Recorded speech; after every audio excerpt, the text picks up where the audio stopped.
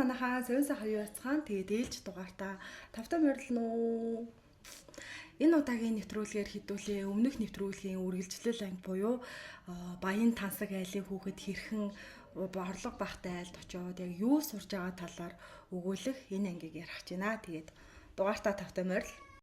Энэ удаагийн баян айлын хүүхэд бол 19 настай Лондонд төрж өссөн их сургуулийн оюутан Ясмин байгаа. Ясмины эцэг эх бол мэдээж олон саяын хөрөнгөтэй баян тансаг хүмүүс. Аав нь сэр хүн, ээж нь хараа Нидерланд хүн юм билээ. Ясмин бол багасаа хувийн төлбөртэй сургуульд сурсан. Эцэг эхээсээ сар бүр тогтмол мөнгө авдаг. Энэ нь мэдээж бас бага мөнгө биш. Ясмины гэр нь Лондонгийн баруун өмнөд хэсгийн нэлийн чинээлэг хэсэгт байрладаг. Гэр нь бол угаасаа бараг нэг тийм орд харш цаашаа амар гоё. Зундаа хараа нэг хөлөг онгоцон дээр бараг амьдардаг. За тэр уудаг шампанууд нь бол угаасаа амар үнэтэй. Тэгээ энэ моёотуудыг бол бүр ингээ хит хитээр нь өрөө тавьсан. За тэгээ Монголд энэ ямар үнэтэй идэм бол гэ хайгаад үтсэн чинь 320 мянгаас 380 мянган төгрөг байгаа эмнийг ботлно. За тэгээд мань охин хичээлээ тараад хөвчлэн Лондонд байрладаг. Өндөр зэрэглэлийн баар, ресторануудаар орох дуртай гэж юм шүү. Нэг орой гадуур гарахтаа дунджаар 200 фунтээс илүү зарцуулдаг тухайгаа ярьдаг. Тэгээ 200 фунт гэхээр хайгаад үтсэн чинь 960 мянган төгрөг хавцаа болж илээ. Яг одоогийн ханшаар гэсэн үг шүү дээ. Тэгээ 7 хоногт 3-аас 4 удаа гадуур хоолдог. Нэг удаадаа 200 фунт орчим гэхээр дунджаар 7 хоногт 600-аас 800 фунт зөвхөн хоолнд л зарцуулдаг байх нэ. Тэгээд яг одоогийн ханшаар бас 2,900-аас 3,800 мянга хавцаа болж илээ. Хоол нь л хитрээд ийм байгаа юм чи уц нь бол тэгээ бүр үнэтэй ах нь мэдээжийн асуудал байх. Тэгээ охин онцгой дизайнерын брендийн зүйлстэй гоё гутал зөвхөн дуртай. За тэгээд хувцснуудаа харуулж байгаа нь харагданаа. Нэвтрүүлгийн хүн охиноос нэг хувцсных нь үнийг асуусан чинь бүр нэлээд санаа зовсон байдалтай. Энэ хямдхан бол байгаагүй гэд. Гэтэ тэрийг одоо юу гэдэг энэ юм үнэтэй шүү, баг ингээ та нар барахгүй шүү, тачихгүй шүү гэдэг утгаар биш. За энийг хэлжүүл айгу гайхуулсан болох юм болов гэсэн нэг тийм санаа зовсон байдалтай. За тэгээд анханасаа ингээд бүх юмнууд нь мөнгөтэй, төгрөгтэй, найз нөхдөд ч гэсэндээ ийм байсан болохоор охины нэг бодол нь өөрийгөө зөвхөн өөрийнхөө тэр хүрээл дотор амьдрах нь зөв биш бөгөөд амьдралыг олон өнцгөөс харах хэрэгтэй гэж боддог ах нэ. Яагаад гэсэн чинь мөнгө бол өнөөдөр байгаад маргааш байхгүй болж болно. Тиймээс амьдралд юу ч тохиолдож болохыг үргэлж санаж байх хэрэгтэй гэж өөрөө ярьдаг. Яг хөө тэгээд ингэж хэлж байгаа ч гэсэн бодит амьдрал дээр бол мөнгөний хомсдол гэж яг юу вэ гэдэг бол хараахан мэдэрч үзээгүй байгаа штэ. Мөн Ясмин жилдээ ойролцоогоор 5 удаа аялдаг гэж байгаа. Гадагшаа ч юм уу нэг тийм том аялал хийгээгүй үедээ ихэнхдээ нохотойгоо хамт машинаараа ийш тийш явчихдаг. Тэгээ нохогийн Павло гэдэг Ясмин бол нохоондоо маш их хайртай. Ингээд мань хүний өөр айлд очих өдрүүд ойртноо. Охины айж байгаа нэг зүйл бол эрүүл ахуй болон цэвэр зэмсгэр байдал. Өөрөө ч гэсэндээ энэ тал дээр нэлээд ач холбогдол өгдөг болохоор очих айл нь цэвэрхэн байгаасай гэж аягүй их боддог. Бас шинэ гэр бүл нь өөрийг нь битээ үзэн ятаасай гэл. Охиныг баян эрх дураараа амьдралаас нь салгаж мөнгөний хомсдолтой, тим амьдралтай танилцуулах гэр бүл бол Хертфорд ширийн Консул Стейтэд амьдардаг 4 амбултын гэр бүл байна. Өөрөөр хэлбэл орон нутгийн захиргаанаас амьдралыг нь дээшлүүлэхээр гэх юм уу гаргаж өгсөн нэг тийм нийтийн байранд амьдардаг. Тэгээ өмнөх ангитай адилхан бас яг ийм цагаач гэр бүл байсан. Гэрээ эзэгтэй Шейла гэдэг. Шейла 24 настай. Тэгэхээр бараг нөгөө охиноосоо нэг амар тийм ихч бол биш. За тэгээд нөхөртөөгөө 2 охинтойгоо хамт амьдардаг. Тэгээд 9 нас хүртлээр Мексикт амьдарсан юм бэлээ. Энэ гэр бүлийн хувьд бол хамгийн том асуудал нь мөнгө. Тэгээд Шейлагийн хэлснээр бол дөрвөлээ амьдралаа залгуулахад сард эдэнд ердөөсөө 520 фунт орчим мөнгө байгаа. Тэгээд энэ нь ойролцоогоор бол 2,600 хавцаа юм бэлээ. Тэгээд нэлээд бас чанга сонсогдсон. Бүр болоогүй энэ мөнгөөр зөвхөн хоол хүнсээ аваад зогсохгүй ахуйн, газ, захилгаан тэгээ бусад ямар л төлбөр гардыг тэр бүгдийг эндээсээ төлөх ёстой. Тэгээ өөрийгөө нөхрөө 2 охиноо гэдээ бүгдийг нь хооллно. Шейла ярьж байгаа амьдрахад болон хүссэн зүйлээ худалдаж авахд бол мөнгө хангалттай байдаггүй. Тэгээд энэ заримдаа үнэхээр дарамт болдог. Тэгээд угаасаа мөнгнөөс болоод санаа зовоод унтаж чадахгүй нойргүй хонох өдрүүд бол маш их байдгаа гэдэг талаараа хуваалцсан. Азар гэх юм уу Шейлагийн нөхөр бол гэрээ ажилд нэлээ оролцоотой байдаг. Хоол хийх үнэхээр дуртай болохоор гал тогоонд бол маш их цагийг өнгөрүүлдэг гинэ.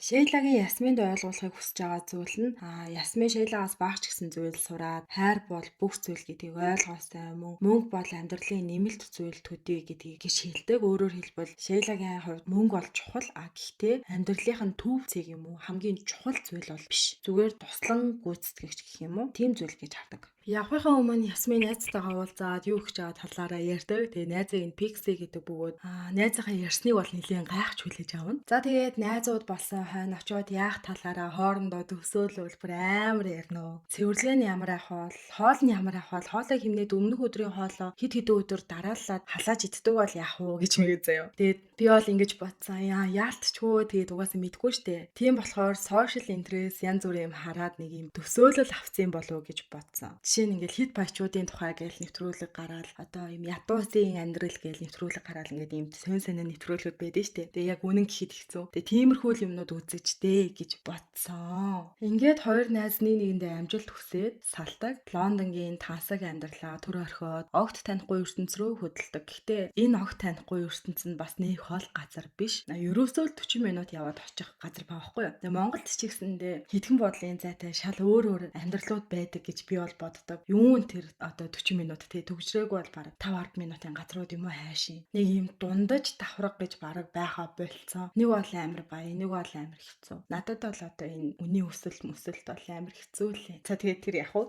нэвтрүүлэг рүү оръё гэхгүй. Тэгээ Ясмин энэ газар дөнгөж ирээд нэлээд сонин санагдсан зүйл нь энтхийн харагдах байдал байдаг. Байшингуудын ихэнх нь бор шаргал өнгөтэй. Тэгээ цонхнууд нь цагаан. Ер нь бол нэлээд бараан санагдсан юм шиг байгаа. Нэмээд өөрийнх нь гэрийн ойролцоо байдаг лаглаг дэлгүүрүүд, үнтэй ресторан бол энд бол бараанч харагдахгүй. Тэгээ Шейла бас гэрт нь ирэх гэж байгаа. Зочноо хүлээж авах гээд нэлээд сандарч байгаа нас харагданаа. Ингээд Ясмин ирэх газраа ирж манай хоёр анх удаа бинээ хараад танилцдаг. Ер нь бол хин хинийхэн талаар өмнө нь ямар ч мэдээлэл аваагүйсэн байхгүй юу? Шейла өөрийн бяцхан охтуудаа танилцуулдаг. Тэгээ Ясмин ч гэсэн охтуудад авчирсан хөөрхөн бэлгтэй байдаг. Даанч охин нь нөгөө өөрт нүгсэн чихмэлийн тоодгүй юм. За баг ингээд шидчихтий. Угаасаа амар жоохон байгаас тий баг ойлгож байгаа юм уу гэмээр. Цаашлаад шинхэн гэртээгээ танилцсан. Тэгээ Шейла энэ манай галтгоо, энэ манай угаалгын өрөө, за энэ бол ундлахын өрөө гэл.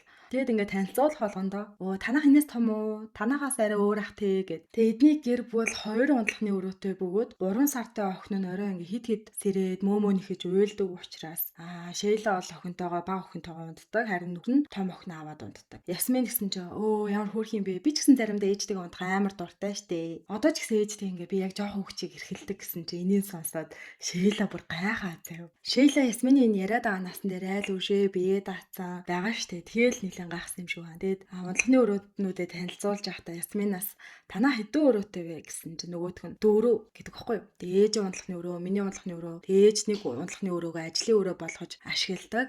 Тэгээд зочин ирэхээр ашиглуулах бас нэг өрөө байдаг гэд. Тэгсэн чинь нөгөө Шейла угаасаа гайхал. Одоо чиний нэг өрөө чи энээсээ бүр том уу манай энэс гэсэн чинь манайх ингээд дотроо 0-той гэж хэлчихэд гинт амар санаа зовсон юм шиг байгаа. Манайх ингээд их амар том биш ээ зүгээр л жоохон тухтай гэл. Ингээд Ясмины байх хэсгийг танилцуулдаг. Мэдээж одох тустай ор байхгүй учраас буудан дээр унтуулахар болдог. Тэгээ энэ дээр нь ч гэсэн Ясминыг амар хүлээж аваад иракслал авахгүй. За болж штэ гэл. Айгүй хөрхөн хүлээгээд авдаг заа. За тэгээд энэ ирсэн байрных нь хамгийн ихний сэтгэгдэл бол Ясминд маш энгийн. Нөх олон тавилгагүй хан дээр хүүхдүүд зурсан байгаа өнгө нь хөшгөдөг айгу зөгцөж ингээл. Хөшгөний ягаан өнгөтэй хүүхдүүдийн ингээд хан дээр зурсан будгнаас ягаан өнгөтэй байсан байхгүй юу? Гэхдээ Ясминд жоохон эвгүй санагдсан юм нь гэвэл Шейла өөрөөс нь ингээл таны гэрийн амьдрал хэрвээ чи хэрэг мөнгө зарцуулдаг вэ нэ тэрэгэл нөгөө юмнууд асууж байгаа штэ. Тэгэхээр ингээд айгу санаан зовоо сандардаг гинэ. Нэг юм гайхуулаад байгаа юм шиг, баяр хаатж байгаа юм шиг юм муухай мэдрэмж төрүүлж хвээ гэдгээс бүр ингээд нэлээд санаан зовоод байгаа гэдгийг хэлдэг. Шейла ч гэсэндээ энийг бол айл үжээ анзаарч гсан. Тэгээ Ясминыг мөнгөө хэрхэн ямар зүйл зарцуулдсан бол гэдэг дээр бас нэлээд сонирхож байгаа гэдгээ бас хэлнэ. Шейла бол Ясминыг энэ бүхний эцэст илүү төлөвшсөн, илүү том хүн шиг сэтгэдэг болсон байгаасай гэж хүсэж байгаа гэдэг. Тэгээ одоо хамгийн чухал зүйл болох мөнгөний тухай яриа эхэлнэ. Ясмин эцэг эхээсээ сар бүр ойролцоогоор 700 фунт авдаг гинэ. Тэгээ үүнээсээ бензин болон бусад зардалд сар бүр ойролцоогоор 50-аас 70 фунт мөн өөртөө зориулж арьс арчилгааны бүтээгдэхүүн, крем, одоо мейкапын хэрэгслүүд худалдаж авах дуртай гэдэг. Тэгээ Шейла энийг сонсоод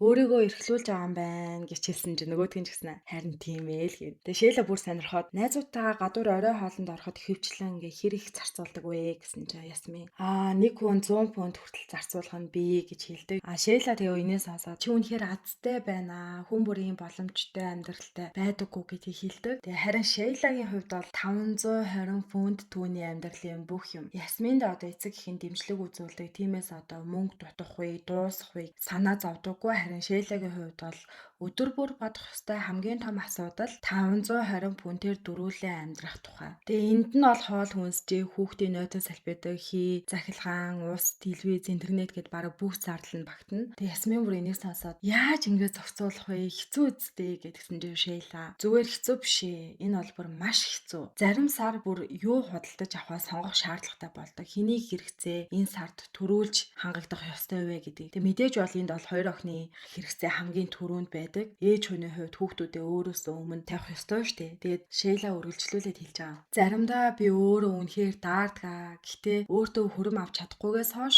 гадуур ингээ явхаа одоо ингээ даархаас өөр сонголтгүй байдаг. Яагаад гэвэл өөртөө хүрэм худалдаж авбал тэр мөнгөөр хүүхдүүдтэй хэрэгтэй зүйлийг авч өгч чадахгүй болно. Тиймээс эхлээд хүүхдүүдтэй дулаан байлгах талаар илүү бодоод тэгээд өөрийгөө бол хайдаг. Тэг хэлж байгаа. Заримдаа хүүхдүүдээ аз жаргалтай байлгахын тулд өөрөө баг зэрэг зовох хэрэгтэй гэж. Шейлагийн энэ яриаг сонсоод Ясминд бүх зүйл өөр өнцгөр харагдаж эхэлдэг. 520 фунт гэдэг дөрвөн хүний амьдралыг авч явахад үнэхээр хангалттай мөнгө биш ээ. Хэрвээ энэ хоёрын оронд байсан бол би ингэж хүчтэй байж чадхаа бол мэдэхгүй байна. Тэгээ ер нь бол Шейлаг их хүндэлж эхэлж байгаа. Хоолны цаг болж хоол их хэрэгтэй болно. Шейла Ясминийг ингээ галт тооны ажилд туслуулахаар болдог. Ясмины хувьд энэ нь сонирхолтой санагддаг бөгөөд шинэ хоол хийж сурах гэж одоо бүр амар баяртай байдаг. За цаашлаад Шейлагийн хувьд бага мөнгөөр амьдрах гэдэг нь зүгээр л одоо бага зарцуулах тухай биш. Байгаа зүйлдээ тааруул айл болох бүтээлч байх хэрэгтэй. Жишээ нь заримдаа нэг удаа идэх хэмжээнээс илүү их хоол хийгээд үлдсэнийг хөлдөөгөөд дараагийн өдөр нь дахин иддэг гэж байгаа. Тэгээ энэ мөнгө нь хэмнэхээс гадна цаг чимэндэг гинэ. Тэгээ яагаад гэвэл хоёр охинтой Шейла, хоёр охин хоёулаа жоохон болохоор ингээл өдөр болгон галт тоогоо ороод хоолоо хийгээд авах ингээ боломжгүй цаг байдаггүй гэж байгаа байхгүй юу. Гэтэ ер нь ингээд одоо Монголд ч гэсэн өөр бусад оронд ч гэсэндээ ингээд хоол хийвэл удаага жишээ нь их агшаагаад үлдсэнийг хөлдөөчгөр амар амар байдаг те. Гэхдээ яг ингээ гол нь гүн хөлдөх хэвээр юм байна. Гүн хөлдсөн хоолнд бол юм бактери үржих боломжгүй болчдөг гэж байгаа байхгүй юу. Гэхдээ одоо нэг хоолоо юу гэдэг юм байн халаагаал байн одоо хөлдөөж болохгүй. Нэг хоолыг ингээ нэг л хөлдөөгөөд нэг л удаа одоо печэнд хийгээд халаана. Шейлагийн хэрэгэлдэг өөр нэг арга нь хэрэгтэй зүйлээ баг багаар нь биш боломжтой үед их хэмжээгээр авч хадгалдаг. Өөрөөр хэлбэл Шейла юм худалдаж авахдаа зөвхөн өнөөдөр юу хэрэгтэй вэ гэж боддоггүй. Энийг хэр удаа ашиглаж болох вэ гэж тооцдог байх нэ. Эцэст нь тэдний хийсэн хоол Ясминд бол үнэхээр таалагддаг. Тэгээ бүр гэртээ очиод заавал туршиж үзнэ гэж хэлнэ. Ингээд Ясмины шинээр ойлгосон өөр нэг зүйл нь амттай хоол заавал үнэтэй байх албагүй гэдгийг. Шейла октоо дагуулад гадаа гарахаар болдог. Ер нь хүүхдүүдэд дагуулад гарна гэдэг бол бүр ингээд эднийд үнэхэрийн аимшигын том даваа. Эдний байр нь ингээ бас нэлийн хүр хідэн давхар авахгүй. Тэгээд эднийх бүр хамгийн дээд давхарт нь амьдардаг. Байр нь ямар ч лифтгүй. Хоёр хүүхэд нь хоёулаа жоохон штэ. Тэгээд дээрэс нь тэргийн чирнгээд ингээд Шейла октоудаа авч гарахын тулд бүр маш олон юм хийдэг аахгүй. Тэгээд нөгөө шатаараа бууж гарна. Буцаа дахиад хоёр хүүхэд тэрхтэйгээ буцаж дээш нь гаргана. Тэгээ уул нь мань хүн ахын нүүж орж ирэхдээ л шаттай холбоотой нэлээ асуудлууд гарах юм байна гэж бодсон ч гэсэн одоо яагаад энэс өөр арга байгаагүй вэ гэхээр эднийх энд цагаачилж ирсэн. Хоёр одоо энэ байр нь засгийн газраас санал болгосон байр болохоор байрыг хүлээж авахгүй чадахгүй гэх юм бол өөртөө санаатай орон гэргүй болгож байна гэж тогтоогдох байсан гинэ. Сонирн багаз. Ингээ одоо тэгээд одоо байгаа юм нь болохоор бас яалтай ч үлээ. За тэгээ энэ цагаас бол угаасаа ойлгомжтой шатвал эдний өдөр тутмын амьдралын хамгийн том бэрхшээл болсон. Тэгээд энээс болоод заримдаа гэртээ нэлээд гацсан байдалтай хэдэн өдрийг өнгөрүүлдэг гэж байгаа. Цэцэрлэг түрээлэн ингээ хамт байх үедээ Шейла Ясминтэй өөрийнхөө өнгөрсөн амьдралын талаар ярилцах боломж олддог. Ялангуяа Мексикт өнгөрүүлсэн хүүхэд насныхаа тухай. Шейла 9 нас хүртлээр Мексикт амьдарч байсан. Тэгээ Шейлагийн ээж аав хоёр одоо Мексик бол улам аюултай болж байна. Тэгээд өдрө болгон гэмт хэрэг хүчрхийл их байсан болохоор хүүхдүүдэд аюулгүй орчинд өсгөхийн тулд Мексикээс явахаар шийдсэн байгаа.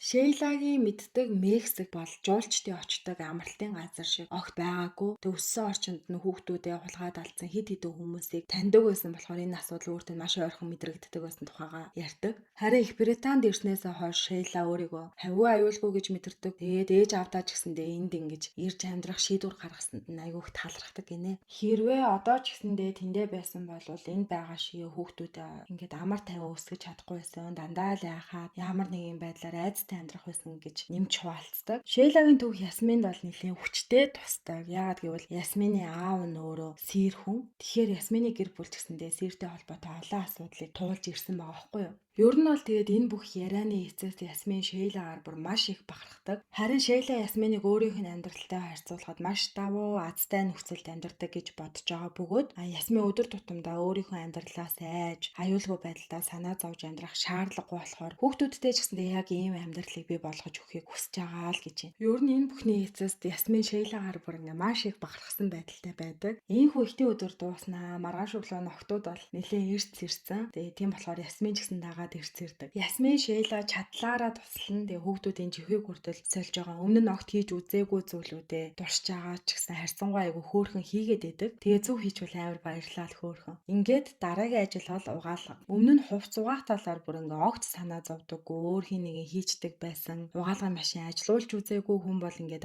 айлд угаалга хийхээ сууж байгаа. Тэгээд юу хийх яах талаар огт мэдгүй, мөнгөнаал. Гэтэ бас ингээ би чадахгүй байнгээ хэлчих чадахгүй. Ингээд учраа олчихгүй л үзээд байгаа. Тэгээ бараг алхан бүрийн Шейла зааж өгөөд тэгээ эцэст нь нэг юм хувцаа угаадаг. Гэтэ бас ингээ зөвхөн хувц угаах биш, ингээ бохир болсон хэсгүүдийг арчиж цэвэрлж байгаа. Дараагийн ажил бол өглөөний цай бэлдэх. Энэ удаа Ясмин өөрөө сайн дураараа өглөөний цай бэлтгэхэр болдог. Ясминд Шейланд туслах нь одоо сайхан санагдчихж байгаа бөгөөд ийм их ачаалтай байдаг болохоор тэрнээс нь жоохон ч гэсэн чадлаараа хуваалцчихъя гэж үзээд байгаа. Ясмин байнга ресторануудаар хоолдог штэ. Тийм болохоор мань хүнд хоолны үлдэгдэл хадгалаад дараа нь өөр хоолнд ашиглана гэсэн ойлголт бол ерөөсөө байхгүй. Харин Шейлагийн гэр бүлд бол шал эсрэгээрээ юу ч тиймээ хайж болохгүй. Жишээ нь өмнөх хоолны бэлтцээс үлдсэн одоо сонгон чинжүү юу гэдэг. Тэднийг одоо хураагаад дараа хийх такондо ашигладаг гэж байгаа. Шейла ингэж ярьдаг. Заримдаа хоол тэгээд мөнгө ч гэсэндээ зэрэг дуусах үе байдаг. Тийм болохоор ингээд өмнөх хоолны бэлтцээс үлдсэн өчөөхөн зүйл байсан ч гэсэндээ дараагийн хоол болоход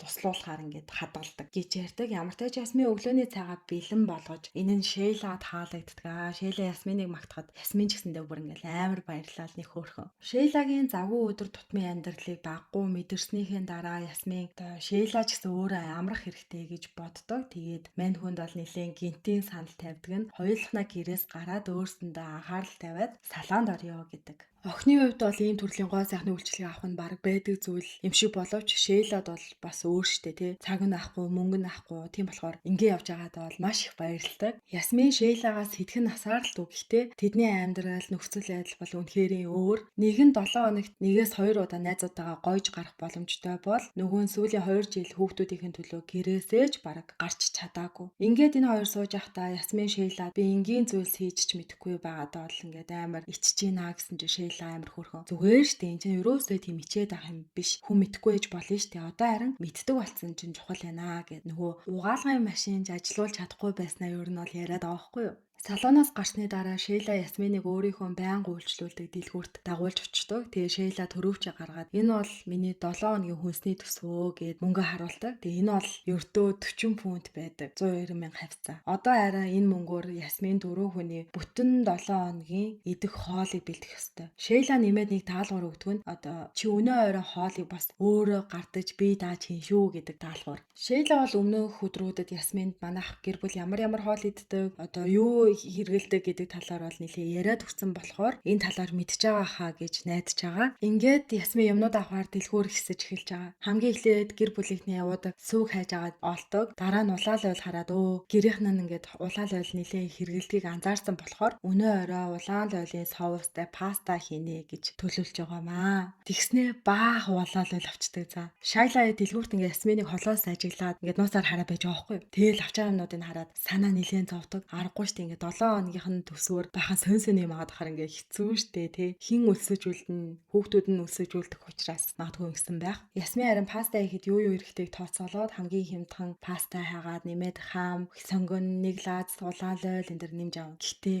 нэрэл энэ улаал ойлыг бүр амар их авдаг за. Ямар ч тач өнөө оройны хоолны орцуудыг авсан ч 6 өдрийн хүнсийг бас авах хэрэгтэй болохоор үргэлжлүүлээд хэд юм авах гад үнийг хараа тэгээд цуглуулдаг. Баах юм авсан болохоор энэ мөнгө нь одоо өстө баах юм авсан болохоор одоо мөнгө нь яасан болдоо гэж амар санаа зовсон чинь ямар тач касн дээр очиж бодвол 36 фунт бүр цаана нь мөнгө үлдэг. Тэгээд мөнгөн дөнгөний хувьд бол төсөвтэй багцсан ч гэсэн гол асуудал нь энэ хүнсээр 4 хүн бүтэн 7 хоног амьдарч чадах уу гэдэг асуудал шүү дээ. Ингээд авсан хүнсээ задлаа Шейлатай хамт үдсэн чинь Шейла эхнэл улаал байлыг хараад болж штэ манайх угаасаа аягүй улаал ойл хэрэгэлдэг байхгүй юу гэсэн чинь дахиад бүр хид улаал ойл нэмээд маа гэж гараад ирдэг за. Тэгээ энэ үед Ясмин бүр ингээд өөрөө ч гэсэндээ би бүр ямар ихийг авсан бэ гэдэг ингээд амар бантаад хэмүү та. Хараа Ясмины авсан сүү жимс центр нь бол хөөхөн яг болчдөг. Даанч дахиад нэг асуудал гарсан нь мань хүн ямар ч мах аваагүй. Бүр нэг ч мах байхгүй. Ингээд сэтгэл санаагаар нэлээд уунсан Ясмин найзтайгаа яриад сэтгэл санаагаа багч гэсэн тайвшруулдаг. Тэгээ ярьж дуусчаад бүр болоогүй ээж рүүгээ ингээд өөрийнх нь төлөө хийсэн бүх зүйлд ямар их талархаж байгаагаа бичсээд ингээд мессеж үлдээдэг. Ер нь бол ингээд Шейла охтуудтай яаж хандж байгааг хараад ингээд миний ээж ч гэсэн надад ингэжсэн бах таа гэсэн бодол төрж исэн юм шиг байгаа. Найзтайгаа ярьсны дараа Ясмин галтгоонд ороод орой хоолой хийхээр ажилдаа ханцуу шумалдаг. Тэгээ мань хүн Италид байхдаа сурж исэн соосоо баг зэрэг өөрчлөөд хийдэг байхгүй юу тэгснэ. Би өөрийнхөө хүснээр л хоолны хорцыг хийндээ. Ядчил улаан луулсан гэж санаа зовхгүй юм чинь гэж мэгэл за энэ бүр ядчихт амар тийм хөөрхөн юм тоглоом шоглоом айгуу хийдэг. Ингээд орой хоол бэлэн болоод ямар ч ашгүй хоол жоохон халуун ногоо ихтэй болсныг тооцвол айгуу гоё амттай болдог. Ингээд сүүлчийн орой хоолны үеэр Шейла Ясмин нэг зүйлийг чин сэтгэлээсээ хэлдэг. Юу вэ гэхээр анх бол би чамайг бодохдоо эцэг хийсээ бүрэн хамааралтай. Тэг маш их хүүхэд байна ах. Өөрийнхөө амьдралын төлөө одоо амьдралынхаа нөхцөл байдлыг огт ойлгодоггүй гэж төсөөлсөн. Гэхдээ чи миний төсөөлж ирснээс үнэхээр өөр хүн байсан. Чи намайг маш их гайхшруулсан. Би чамайг мөнгөөр чинь биш хүн гэдгээр чинь таньмаар байсан гэдгийг хэлсэн чинь Ясмин би ч гэсэн яг чамтай адилхан мөнгө баян ядуу амьдралын ялгаанаас гадна зүгээр л хүн хүнийхээ хувьд анх танилцахыг хүссэн. Тэгээ бид хоёрын харилцаа мөнгө амьдралын хэм маягаас бол цаашаа гарсан гэж би бодож байна гэж хэлдэг. Нэмээд би хүүхдтэй болохоор яг чам шиг гайхалтай ээж болмоор байна гэж сэтгэлийн тогтлуулсан маш хөөрхөн үг хэлдэг. Ингээд энэ хоёр маань битэйгээ маш халуун дотны ярилцаад урмын үгээ нэгэндээ харамгүй хэлнэ. Ясмин Шейлад нэг гинтийн бэлэг барьдаг нь энэ хэдэн өдрийн турш би чамаас маш их зүйл сурсан. Хамгийн гол нь өөрийнхөө амьдралыг шинээр үнэлж эхэлсэн. Өмнө нь өөрийнхөө эрх чөлөөг энгийн л нэг байх ёстой юм гэж боддог байсан бол одоо харин хүссэн үедээ хаашаач явж чаддаг байх нь өөрөө маш том давуу тал гэдгийг ойлгосон гэж.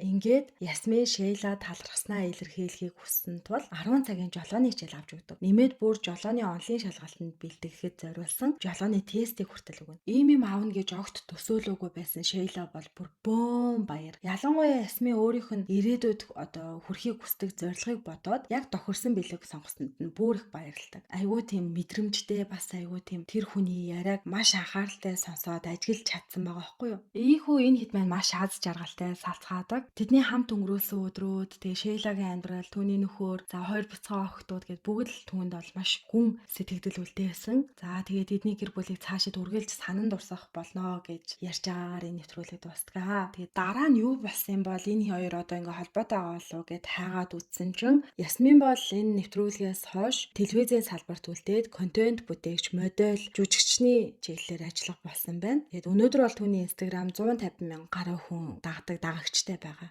Харин Шейлагийн хувьд бол ямар ч мэдээлэл олдоогүй нэлээд нууцлаад байгаа юм билээ. Тэгэхээр яг энэ хоёр бол одоо холбоотой байгаа юу, үгүй юу гэдгийг мэдхэд нэлээд хэцүү. Мэдээлэл бол юусоо олдоогүй. Харин Ясмин бол хамгийн сүүлд өгсөн ярилцлагандаа ч гэсэндээ одоо энэ гэр бүлийн тухай дурсан хിവэрэ байдаг. Тэгэхээр ямар ч уулзсан эсгийг мэдгүй ч гэсэндээ сэтгэлд нь бол нэлээд гүн үлдсэн байгаа нь бол харагцсан. Тэгээд би бас Шейлаг ямар амьдарч байгаа бол гэдгийг мэдхийг үнэхээр хүссэн ч гэсэндээ ямар ч мэдээлэл олж чадаагүй нь бүр айгүй харамсалтай санагдсан. Тэгээ угаасаа нэг амар тийм болны нүдэн тусгүй чимээгүй амьдрах сонирхолтой хүмүүс байдэн штэ тий. Тэгээд магадгүй тийм байсан болов уу гэж бодож байгаа. За тэгээд энэ удаагийн нэвтрүүлгийн дуусгая. Бүгдэнд нь аз жаргал хүсье. Баярлалаа. Баяртай.